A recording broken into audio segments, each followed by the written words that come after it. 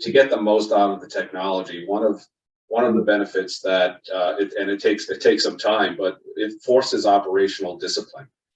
Right, it's important for the technology to be for the drone to be flying in a clean area. Right, it's important for LPs to be where they're supposed to be. It's important for pallets and cases and cartons to be put away correctly. And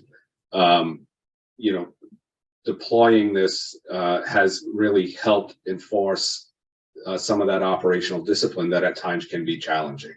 And quite honestly, to Scott's point, not only I would expect that not only were those customers or prospective customers sort of stopped and by the drone and it's like, okay, what is that?